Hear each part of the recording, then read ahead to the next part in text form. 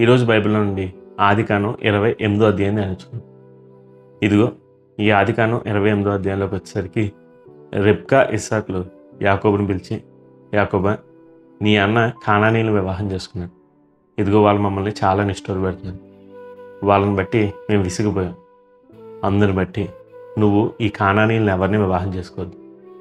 దానికి బదులుగా ఇదిగో నువ్వు నా అన్న అయిన లాబాను దగ్గరికి వెళ్ళి అతని కుమార్తెలో ఒకరిని వివాహం చేసుకునిరా అని చెప్పి రెబ్కా యాకోబుకి చెప్పింది. అదే మాటని ఇస్సాకు కూడా చెప్తూ, అవునయ్యా, నువ్వు మీ అమ్మగారు అన్నగారైన లాబాను దగ్గరికి వెళ్ళి అతని కుమార్తెలో ఒకరిని వివాహం చేసుకునిరా. ఇదిగో అతను పద్దనారామంలో ఉంటాడు, నువ్వు అక్కడికి వెళ్ళు. దేవుడు ఈ అబ్రహాంకి ఏ విధమైన ఆశీర్వాదాలు ఇచ్చాడు వాటన్నిటితో నిన్ను దీవిస్తాడు అని చెప్పి అతన్ని దీవించి పంపేశాడు. ఈ విషయం ఏసావుకు తెలిసింది. ఏసావు ఇదిగో నా తల్లిదండ్రులకి కానానీయులు ఇష్టం లేదని తెలుసుకుని వెళ్ళి ఇష్మాయిల్ కుమార్తె అయిన మహాలేతుని కూడా వివాహం చేసుకున్నాడు. ఇదే సమయంలో యాకోబు హారాను వైపు ప్రయాణం చేస్తూ ఒక చోటన రాత్రి అయిపోయింది కదా అని ఆగి ఒక రాయిని తలగడగా చేసుకుని పడుకుని ఉన్నాడు. అతను పడుకున్నాక అతనికి దర్శనం వచ్చింది. ఆ దర్శనంలో ఒక నిచ్చెన భూమి మీద నుంచి ఆకాశానికి వేయబడి దానిపైన దేవదూతలు ఎక్కుచూపోతూ ఉంటే దానిపైన యెహోవా ఉండి, నేను నిన్ను ఆశీర్వదిస్తానని, నీ సంతానాన్ని విస్తరింపజేస్తానని, నేను అబ్రహాము ఇస్సాకుల దేవుణ్ణని, నీకు తోడై ఉండి నువ్వు ఏ స్థలంలో అయితే ఇప్పుడు ఉన్నావో అక్కడికి మరలా నిన్ను ఆశీర్వదించి తీసుకొస్తానని దేవుడు వాగ్దానం చేశాడు. ఇవన్నీ విన్న యాకోబు నిద్ర మేలుకుని, నేనున్నది మరి ఏదో కాదు, దేవుని మందిరమే, ఇది పరలోకపు గమనే అని చెప్పి ఆ స్థలానికి బేతేలు అని పేరు పెట్టాడు. అలాగే దేవుడితో ఒక ఒడంబడిక చేసి, దేవా, నువ్వు చెప్పినవన్నీ నెరవేరుస్తే, నేను మరలా క్షేమంగా ఇక్కడికి వస్తే, నువ్వు నన్ను ఆశీర్వదిస్తే, నా పనులన్నింటిలో తోడే ఉంటే, ఇదిగో నేను ఇక్కడ ఏ స్థలంలో అయితే ఉన్నానో ఆ స్థలానికి నీకు మందిరాన్ని కట్టిస్తాను. అలాగే నా రాబడంతట్లో నీకు దశం భాగం ఇస్తానని చెప్పి దేవునితో ప్రమాణం చేశాను. అలా ఆదికాండం 28వ అధ్యాయం పూర్తి చేయబడుతుంది. ఇక ఈ ఆదికాండం 28వ అధ్యాయంలో 12వ వచనాన్ని ఈరోజు ధ్యానించుకుందాం. దాంట్లో ఎలా ఉంటుంది? అప్పుడు అతడు ఒక కల కనెను. అందులో ఒక నిచ్చెన భూమి మీద నిలువబడి ఉండెను. దాని కొన ఆకాశమున అంటెను. దాని మీద దేవుని దూతలు ఎక్కుచూ దిగుచూ నుండిరి. ఇదిగో ఇక్కడ యాకోబు ఒక నిచ్చెన చూశాడంట. ఆ నిచ్చెన ఆకాశాన్ని అంటుతూ దానిపైన దేవదూతలు ఎక్కుచూ దిగుచూ ఉన్నారంట. ఒక్కోసారి మనకి ఆకాశం భూమి కలిసినట్టు ఉంటాయి, అయితే అవి ఎప్పుడూ కలవు. కానీ మీకు తెలిసే, ఒక క్రైస్తవుడిగా మనకి దేవుడు ఒక నిచ్చెన ఇచ్చాడు. ఆ నిచ్చెన మనల్ని ఎప్పుడూ పరలోకంతో కలిపి ఉంచుద్ది. మరి మీరు ఎప్పుడైనా ఆ నిచ్చెనలు గమనించారా? అయితే రండి, ఈరోజు ఆ నిచ్చెనల గురించి ధ్యానిద్దాం. మొదటగా మనం ఆ నిచ్చెన ఎక్కడ చూడవచ్చు అంటే దేవుడు మనకు అనుదినం చేసే సహాయంలో. మీరే గ్రహించండి, మనం ఈరోజు బతుకున్నామంటే దానికి కారణం ఎవరు? దేవుడే కదా. దేవా, నాకు పలానా అవసరం ఉందని ప్రార్థన చేస్తే దేవుడు మనకు దయచేస్తున్నాడు కదా. ఇదిగో దేవుడు దయచేసే ఆ సహాయం మనకు ఆ నిచ్చెన చూపిస్తుంది.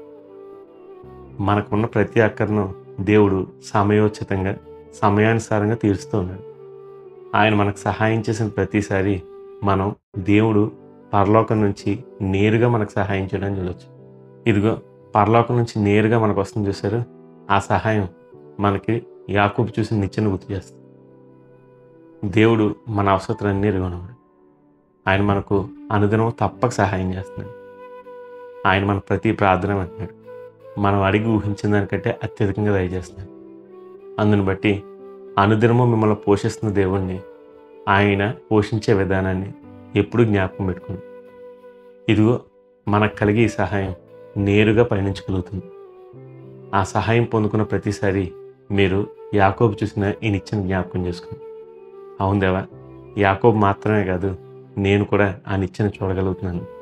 నువ్వు నాకు అనుదినం సహాయం చేస్తున్నావు కదా, ఆ సహాయంలోని దేవుని స్తుతించండి. ఇక రెండవదిగా మనం ఈ నిచ్చెన ఇంకెక్కడ చూడొచ్చు అంటే మనం వాక్య ధ్యానం చేసేటప్పుడు ఆ ధ్యానంలో చూడొచ్చు. అవును, మనం వాక్యం ధ్యానం చేస్తున్నప్పుడు అది మనల్ని నేరుగా దేవునితో కలుపుద్ది. ఎక్కడో భూలోకంలో ఉన్న మనల్ని పరలోకంలో ఉన్న దేవునితో ఐక్యం చేస్తుంది.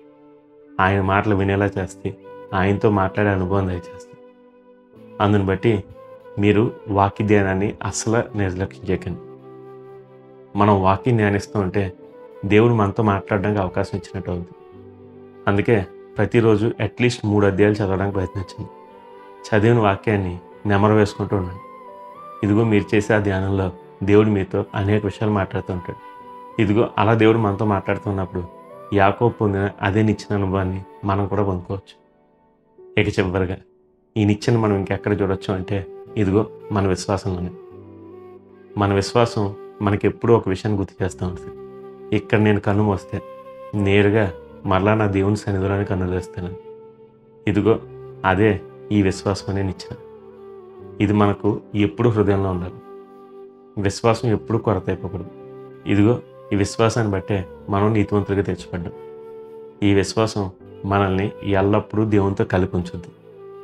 అందుకనే నేను ఇక్కడ కన్ను మోస్తే దేవుడితో చేర్పరచబడతాను అని మనకు నమ్మకం ఉంటుంది. ఇదిగో నేను ఎక్కడ ప్రార్థన చేస్తే నా దేవుడు వింటాడు అని నమ్మకం ఉంటుంది. అందుకనే మీరు విశ్వాసం అనే ఈ నిచ్చెనను ఎప్పుడూ కూడా నిర్లక్ష్యం చేయకండి. మీ విశ్వాసాన్ని పెంచుకోవడానికి ఎక్కువగా దేవుని మాటలు వింటూ ఉండండి. దేవుని క్రియను తలంచుకుంటూ ఉండండి. దేవుని గురించి ఇతరులతో మాట్లాడుతూ ఉండండి. మీ సాక్ష్యాన్ని పంచుకోండి. దేవుని ప్రేమను ధ్యానించండి. దీన్ని బట్టి ఇంకా ఇంకా మీ విశ్వాసం అభివృద్ధి చెందుద్ది. వినటం వలన విశ్వాసం కలుగుతుంది కదా. అందుని బట్టి ఎక్కువగా దేవుని గురించి మాట్లాడండి. దేవుని గురించి ఇతరులతో పంచుకోండి. మీ సాక్ష్యాన్ని ఇతరులతో చెప్పండి.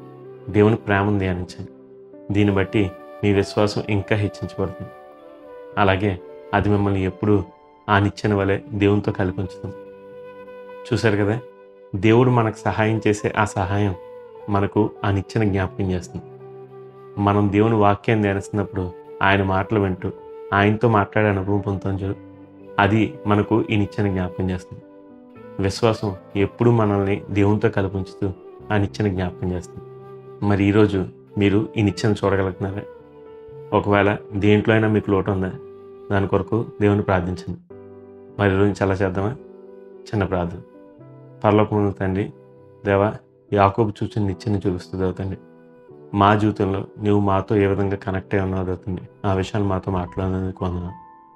దేవా, నువ్వు మాకు పంపే సహాయం మమ్మల్ని నీతో చేర్చి ఉంచిందని దేవతండి ఎప్పుడు జ్ఞాపకం చేస్తుందని తెలియజేస్తావు. దేవా, మేము నీ వాక్యాన్ని ధ్యానించినప్పుడు నిన్ను చేరుకునే భాగ్యాన్ని పొందుకుని నీ మాటలు వింటూ దేవతండి నీతో మాట్లాడేదాన్ని ఆ అనుభవాన్ని పొందుకుంటాము. అది మాకు యాకోబు చూసిన నిచ్చెన జ్ఞాపకం చేస్తుందని తెలియజేస్తున్నాను. దేవ, విశ్వాసం ఎప్పుడూ దేవతండి ఆ నిచ్చెన వల్ల మమ్మల్ని నీతో కలిపి ఉంచుతుందని దేవతండి మాకు నువ్వు తెలియజేస్తున్నావు. దాన్ని బట్టి నీకు ఉన్నాను. దేవ, ఈ వాక్యాన్ని మా హృదయం 30 60 100 ఫలింపజేయమని నీకు ఇష్టలుగా దేవతండి నీ సన్నిధిలో దేవతండి నిందారహితులుగాను విశ్వాసంతో సాగే భాగ్యం ఒక్కటి దయచేయమని నా ప్రభును ప్రియ రక్షకుడు నజరేయుడైన యేసుక్రీస్తు నామములో ఈ చిన్ని ప్రార్థన అడిగి వేడుకుని పొందుకుని నిన్నే స్తుతిస్తున్నాను నా ప్రిపేర్లో తండ్రి. Amen, amen, amen. God bless you. Have a blessed day.